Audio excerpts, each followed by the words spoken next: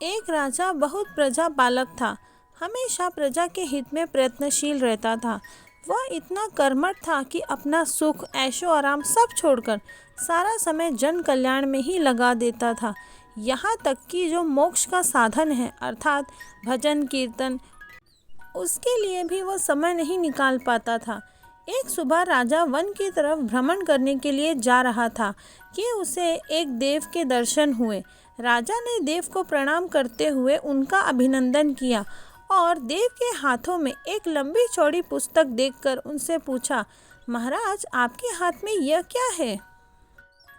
देव बोले, राजन यह हमारा बही खाता है जिसमें सभी भजन करने वालों के नाम हैं। राजा ने निराशा युक्त भाव से कहा, कृपया देखिए तो इस किताब में कहीं मेरा नाम है या नहीं। देव महाराज किताब का एक एक पृष्ठ उलटने लगे परंतु राजा का नाम कहीं भी नजर नहीं आया। राजा ने देव को चिंतित देखकर कहा, महाराज आप चिंतित ना हो, आपके ढूंढने में कोई भी कमी नहीं है। वास्तव में ये मेरा दुर्भाग्य है कि मैं भजन कीर्तन के लिए समय नहीं निकाल पाता और इसीलिए मेरा नाम यहाँ नहीं है। उस दिन राजा के मन में आत्मग्लानि सी उत्पन्न हुई, लेकिन इसके बावजूद उन्होंने इसे नज़रअंदाज किया और पुनः परोपकार की भावना के लिए दूसरों की सेवा करने में लग गए।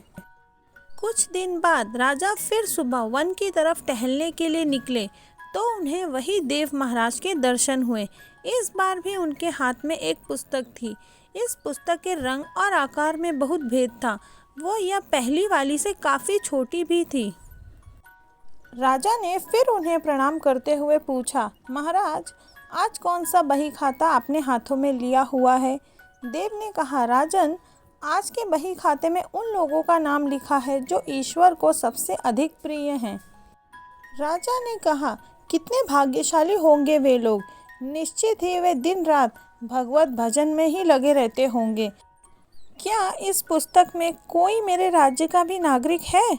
देव महाराज ने बही खाता खोला और ये क्या, पहले पन्ने पर राजा का नाम लिखा हुआ था। राजा ने आश्चर्यचकित होकर पूछा, महाराज मेरा नाम इसमें कैसे लिखा हुआ है? मैं तो मंदिर भी कभी कदार ही जाता हूँ। देव ने कहा, राजन इसमें आश्चर्य की क्या बात है? जो लोग निष्काम होकर संसार की सेवा करते हैं, जो लोग संस्कार के उपकार में अपना जीवन अर्पण करते हैं, जो लोग मुक्ति का लोभ भी त्याग कर प्रभु के निर्बल संतानों की सेवा सहायता में अपना योगदान देते हैं, उन त्यागी महापुरुषों का भजन स्वयं ईश्वर करता है।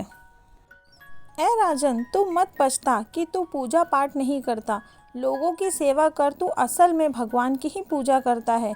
परोपकार और निस्वार्थ लोक सेवा किसी भी उपासना से बढ़कर है। देव ने वेदों का उदाहरण देते हुए कहा, कर्म करते हुए 100 वर्ष जीने की इच्छा करो तो कर्म बंधन में लिप्त हो जाओगे। राजन भगवान दीन दयालु है, उन्हें खुशामद नहीं भाती बल्कि आचरण भाता है। सच्ची भक्ति तो यही है कि परोपकार करो, दीन दुनिया का हित साधन करो। अनाथ, विधवा, किसान व निर्धन आज अत्याचारियों से सताए जाते हैं, इनकी यथाशक्ति सहायता और सेवा करो, यही परम भक्ति है। राजा को आज देव के माध्यम से बहुत बड़ा ज्ञान मिल चुका था और अब राजा भी समझ गया कि परोपकार से बड़ा कुछ भी नहीं और जो परोपकार करते हैं वही भगवान के सबसे प्रिय होते हैं। प्रिय दोस्तों, जो व्यक्ति निस्वार्थ भाव से लोगों की सेवा करने के लिए आगे आते हैं, परमात्मा हर समय उनके कल्याण के लिए यत्न करता है। हमारे पूर्वजों ने भी कहा है, दूसरों के लिए जीना, दूसरों की सेवा को ही पूजा समझकर कर्म करना, परोपकार के लिए अपने जीवन को सार्थक बनाना ही सबसे बड़ा पुण्य है। और जब आप भी ऐसा करेंगे तो स्वतः ही आप ईश्वर के प्रिय भक्तों में शामिल हो जाएंगे। प्रिय दोस्तों, अगर आपको यह कहानी अच्छी लगी हो तो चैनल को लाइक करें, शेयर करें और सब्सक्राइब करें। धन्यवाद।